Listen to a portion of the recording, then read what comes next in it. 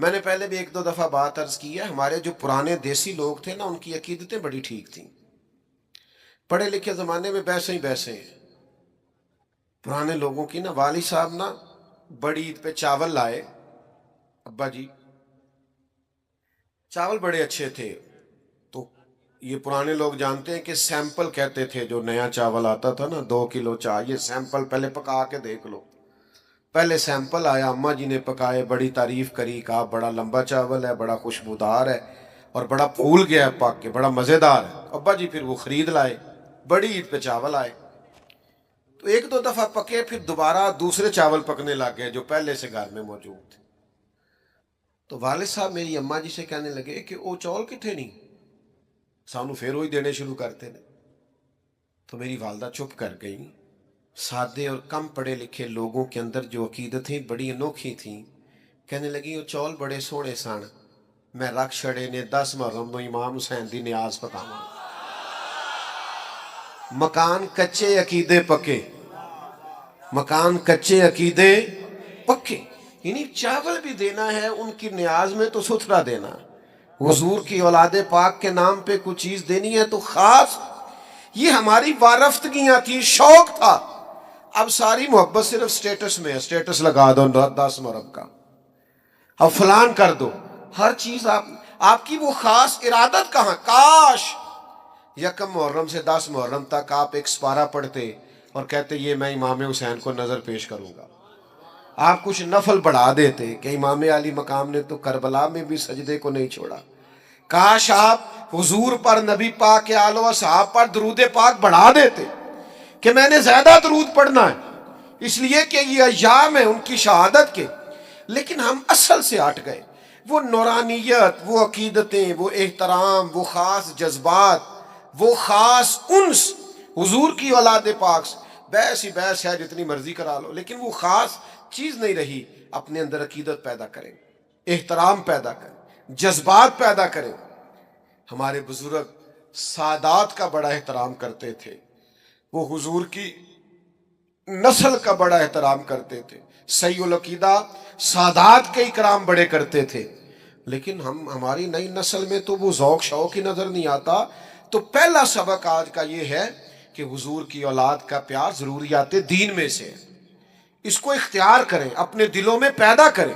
خاص وارفتگی چلے اس طرح کریں، 9-10 محرم کا روزہ ہی رکھ لیں کہ میں ان کی یاد میں اس عبادت میں مشغول ہو گیا ہوں. کچھ تو کریں، اور یہ بڑی برکت والا روزہ ہے. دوسری بات آپ سے یہ کرنی ہے کہ ہمیں نا نبی پاک کی اولاد کا پیار سکھایا ہی صحابہ نے ہے. نہیں سمجھ آئی آپ کو بات کی؟ سکھایا ہی، جتنی ان کی فضیلت کی روایتیں ہیں روایت ہی صحابہ نے کی، بتائیں ہی صحابہ نے. یہ محبتیں آئیں ہی ادھر سے. ہمیں حضرت عمر نے تو سکھایا ہے حسنین کا اکرام کیسے کرنا ہے، حضرت ابو ہریرہ نے تو سکھایا ہے، انہوں نے تو ہمیں سکھایا ہے. کچھ لوگ نا بڑا مکروہ دھندا کرتے، وہ اپنی تقریر چمکانے کے لیے مشاجرات بیان کرتے. میں آج بتاؤں گا حضور کے صحابہ کی شان کیا ہو. بھئی آپ کیا بتائیں گے؟ وہ تو اللہ نے بتا دی ہے قرآن میں، وہ تو احادیث میں آ گئی. میں بتاؤں گا اہل بیت کی عظمت کیا ہو. بھئی آپ کوئی انوکھی چیز بتائیں گے؟ وہ تو سارا کچھ قرآن مجید نے بیان کر دیا، احادیث مبارکہ میں موجود ہے. آپ ایک راوی ہیں، آپ روایت کریں، آپ بیان کریں پڑھ کے. آپ انتشار کا باعث نہ بنے، عقیدتوں کے فروغ کا باعث بنے، محبتوں کے فروغ کا باعث بنے. یہ سارا کچھ سکھایا ہی صحابہ نے.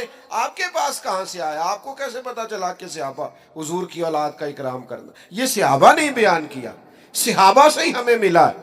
یہ صحابہ کی ہی طرز زندگی سے ہم نے سیکھا ہے. توجہ کیجئے گا بات پر. کوئی کام پڑ گیا حضرت امام حسن کو حضرت عمر فاروق سے، امیر المومنین تھے جناب عمر. تو آپ تشریف لے گئے ملاقات کے لیے حضرت فاروق اعظم کی خدمت میں.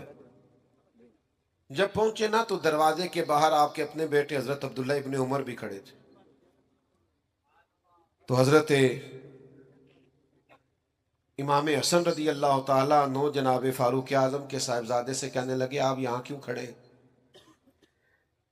تو فرمانے لگے کہ والی صاحب کے پاس نا کچھ مہمان آئے ہیں، تو کوئی میٹنگ چل رہی ہے، کچھ گورنر حضرات بیٹھے ہیں، تو مجھے انہوں نے کہا تم ذرا باہر کھڑے ہو، کوئی بات کر رہے ہیں وہ، تو میں آ گیا ہوں۔ تو امام حسن فرمانے لگے ٹھیک ہے، میں بھی ظہر کے وقت مسجد میں مل لوں گا، مجھے کوئی کام تھا۔ تو حضرت عبداللہ فرمانے لگے نہیں، آپ چلے جائیں، آپ تو حضور کے شہزادے ہیں۔ انہوں نے کہا نہیں وہ مصروف ہیں، انہوں نے کہا بھی، لیکن امام حسن واپس تشریف لے گئے۔ جب جناب عمر فارغ ہوئے تو حضرت عبداللہ ابن عمر نے بتایا کہ امام حسن آئے تھے۔ تو حضرت فاروق اعظم فرمانے لگے روکا کیوں نہیں، مجھے بلایا کیوں؟ عرض کی حضور میں نے ان سے کہا تھا، عرض کیا تھا، پر وہ چلے گئے۔ حضرت فاروق اعظم نہ گھر گئے نہ مسجد گئے، سیدھے امام حسن کے گھر گئے، دروازے پہ دستک دی، سیدنا امام حسن تشریف لائے۔ شہزادے آپ آئے تھے تو ملے بغیر آ گئے، کہا آپ مصروف تھے، میں نے کہا مسجد میں مل لوں گا۔ تو جناب عمر جذباتی ہو گئے، کہا آپ کو ملنا چاہیے، حضور آپ کے شہزادے بھی باہر کھڑے تھے۔ فرمایا میرا اور آپ میرے بیٹے کا اور آپ کا کیا مقابلہ؟ کیا اس کی ماں کا نام فاطمہ ہے؟ کیا اس کی نانی کا نام خدیجہ ہے؟ کیا اس کے نانا کا نام محمد عربی ہے؟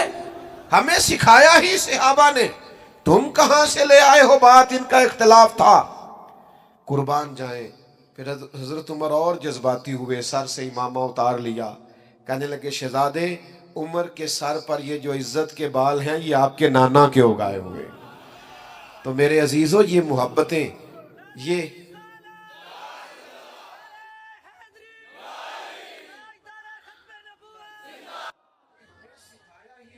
صحابہ نے، تو جب تک صحابہ کے دروازے پہ حاضری نہیں دو گے، اہل بیت کی محبت کا پتہ کیسے چلے گا؟ ادب کا پتہ کیسے چلے گا؟ ان کی محبتوں کا پتہ کیسے چلے گا؟ علامہ اسماعیل حقی رحمت اللہ علیہ نے ایک بات لکھی، فرماتے ایک دن حضور علیہ السلام تشریف فرما تھے، تو جس کمرے میں حضور جلوہ فراز تھے نا، وہاں جگہ کچھ کم تھی، اور صحابہ بالکل حضور کے مقدس قدموں میں آ کے بیٹھے ہوئے تھے، اور باہر بھی جہاں تک جگہ تھی کونوں میں دیواروں سے لگ لگ کے صحابہ بیٹھے تھے۔ اچانک ایسا ہوا کہ مولا علی شیر خدا تشریف لے آئے۔ ہر صحابی چاہ رہا تھا میں اٹھ کے مولا کائنات کو جگہ دوں، کیونکہ سب جانتے تھے علی کی محبت ایمان ہے، ان کا بغض نفاق ہے۔ ہر ایک چاہ رہا تھا میں اٹھوں، اپنی جگہ چھوڑوں، گنجائش بناؤں اور شیر خدا کو بٹھا دوں۔ قربان جائیے، سارے ہی چاہ رہے تھے، پر پتہ ہے سب سے پہلے کون اٹھے؟ جو نبیوں کے بعد سب سے بڑا درجہ رکھتے ہیں، افضل البشر بعد الانبیاء بالتحقیق حضرت ابو بکر صدیق، جناب صدیق اکبر سب سے پہلے اٹھے، اپنی جگہ خالی کی، مولا علی کا بازو تھاما، اپنی جگہ پہ بٹھایا۔ اب صحابہ کا مجمع ہے، حضور جلوہ فراز ہیں، کوئی تبصرہ کر ہی نہیں سکتا، حضور خود ہی بولے، فرمایا دیکھا تم نے میرے ابو بکر نے کیا کیا؟ دیکھا تم نے یا رسول اللہ؟ دیکھا؟ حضور فرمانے لگے کوئی عزت والا ہی کسی کی عزت کو پہچانا کرتا، صاحب عزت ہی کسی کو عزت دیتا۔ عزیزو یہ تو ہمیں ان لوگوں نے سکھایا ہے، اس لیے وہ بعض لوگ ایسے ہیں کہ ان پر اب غصہ نہیں آتا، اب تو ترس آتا ہے کہ یار تم کیا دھندا کر رہے ہو تقریر چمکانے کے لیے؟ ان لوگوں کے مابین تم اختلاف بیان کرتے ہو جن کے بارے میں قرآن نے کہہ دیا اشداء علی الکفار رحماء بینہم، یہ کافروں پہ سخت ہیں، آپس میں تو بڑے رحم دل ہیں۔ تو جن کو قرآن مجید کہہ رہے رحم دل ہیں، نس آ گئی، تم مزید کوئی نیا عنوان کیا بیان کرتے ہو؟ تو بھائیو ایک تو یہ کہ ان سے احترام کریں، اور دوسرا یہ کہ سمجھیں ان کی محبت اور عقیدت ہمیں کس نے سکھائی۔ تیسری بات، بہت مشکل نہیں ہے فلسفہ کربلا سمجھنا، کیونکہ لوگ پیغام امام حسین پر عمل نہیں کرنا چاہتے، اس لیے کہتے ہیں بڑا مشکل ہے، بڑا مشکل ہے۔ وہ ہمارے بعض صوفی ایسے ہیں درویش، کہتے معرفت نو سمجھنا سارے دے بس دی گل نہیں، تاکہ کوئی بندہ اس پینڈے پوے ہی نہ۔ وہ اللہ کے بندے، یہ معرفت کیا ہے؟ سادہ سا اخلاق ہنسنا ہے، باطن کو سنوارنا ہے، اخلاص پیدا کرنا ہے، عاجزی پیدا کرنا، یہی ہے سارا۔ آپ کیا سکھانا چاہتے ہیں؟ مثلا صرف آپ بھگا رہے ہیں لوگوں کو، اور انوکھے انوکھے لوگ، یعنی بعض اوقات نا ہنسی آتی ہے، بیچارہ ایک دن بھی کسی ادارے میں نہیں گیا، کسی استاد کے پاس نہیں بیٹھا، کچھ پتہ نہیں، اور وہ کیا کہہ رہا ہے کہ مولویوں نو کی پتا معرفت کی ہوندی۔ میں کہا جیڑی تیرے کو لے دا واقعی کسی نے نہیں پتا۔ بانج علموں جو کرے فقیری او کافر مرے دیوانہ ہو۔ وہ جو تو کہہ رہا ہے نا واقعی دا نہیں پتا، تو سچ ہے۔ تو عجیب لوگ ہیں، اور جناب وہ لوگ بڑے حیران ہوتے ہیں کہ بڑی حیرت انگیز بات کر رہا ہے۔ تو سمجھ لینا ہے، آپ نے غور کرنا ہے کہ واقع کربلا واضح ہے امام حسین رضی اللہ تعالیٰ عنہ کا مقصد واضح۔ امام حسین نکلے تھے کہ ظلم نہیں کرنے دیں گے، جبر نہیں کرنے دیں گے، بربریت نہیں کرنے دیں گے، غیر اخلاقی انداز نہیں اختیار کرنے دیں گے، کوئی بادشاہ جبر کے زور پر اگر مسلط ہوگا تو مسلط نہیں ہونے دیں گے۔ ظلم و جبر و بربریت کے خلاف نکلے امام حسین۔ اور پھر جن رستوں پہ تھوڑی مشکل آئے نا، گاڑی چلانے والے کا پتہ بھی انہی رستوں پہ چلتا ہے، سیدھی سیدھی تو سارے چلا لیتے ہیں۔ یہ سپیڈ بریکر زیادہ ہو نا، وہ ایک دفعہ ہم سندھ گئے ہوئے تھے کچھ دنوں کے لیے، مختلف محافل میں 5-6 دن لگ گئے، تو واپسی پہ سکھر پہ موٹر وے سے چڑھ گئے، تو میں نے اپنے گاڑی چلانے والے دوست سے کہا لو اب لاہور تک آسان ہے، تو کہنے لگا حضرت صاحب ہے مشکل جی۔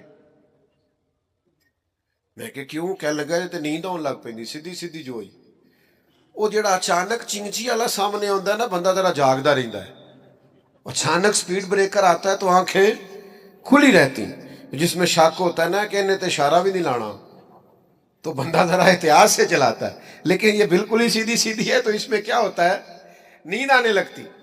لقد خلقنا الانسان فی کبد، اللہ کہتا ہے میں نے انسان کو مشقت میں پیدا کیا۔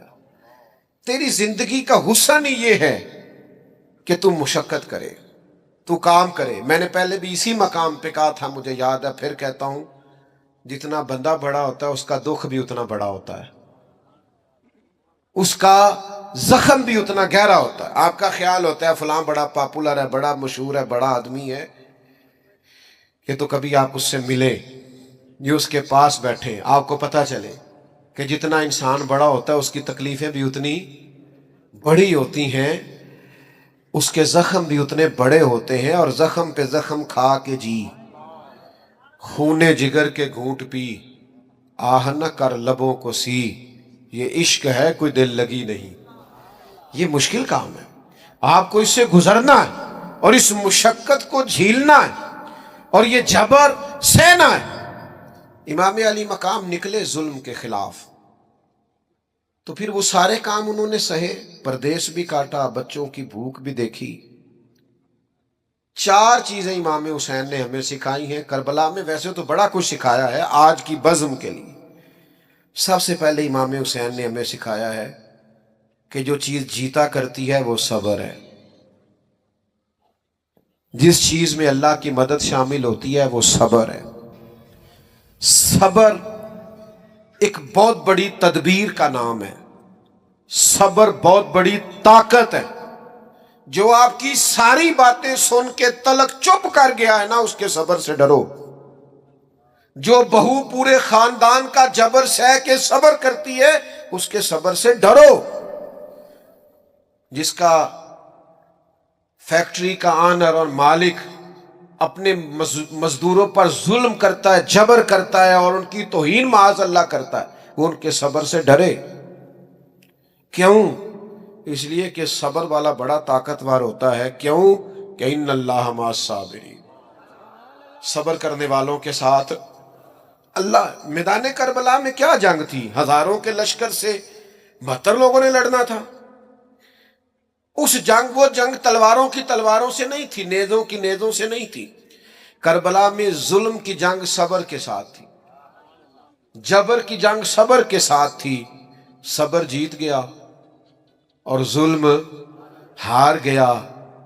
وہ جو جیت گئے وہ حسین ہے، اور جو 4 سال حکومت کر کے ہار گیا وہ یزید ہے۔ تو عزیز، صبر اپنی زندگی میں پیدا کریں، حوصلہ۔ ہمارے اندر نا بڑی بے صبری آ گئی ہے، منٹ منٹ پہ تلخ ہوتے ہیں، لڑائیاں ہیں، جھگڑے، حوصلہ نہیں، برداشت نہیں، قوت نہیں. دل بڑا کرو، ظرف بڑا کرو، صبر پیدا کریں. آپ کو محسوس ہوگا کہ آپ طاقتور ہوتے جا رہے ہیں. دوسری بات ہمیں امام حسین نے کربلا میں سکھائی ہے استقامت. مجھے ایک بچہ کہنے لگا کہ میں بڑے کام کرنا، کوئی بھی توڑ نہیں چڑھتا. میں کیا تو بڑے رہن دے، کوئی ایک ہی کام کر، لیکن استقامت سے کر. پتھر بھی کہیں پڑا رہ جائے نا مستقل، تو اس پہ مٹی چڑھتی رہتی ہے، وہ طاقتور ہو جاتا ہے، وزنی ہو جاتا ہے. ایک قطرہ بھی، ایک قطرہ قطرہ ٹوٹی سے گرے نا، نل کبھی لیک ہو جائے، قطرہ قطرہ گرے تو نیچے پتھر بھی ہو نا، گرے ذرا مستقل، اس میں بھی سوراخ کر دیتا ہے. حالانکہ پانی سے پتھروں میں سوراخ، لیکن سوراخ کیوں ہو گیا؟ کہ وہ مستقل گرا. آپ کوئی کام مستقل کریں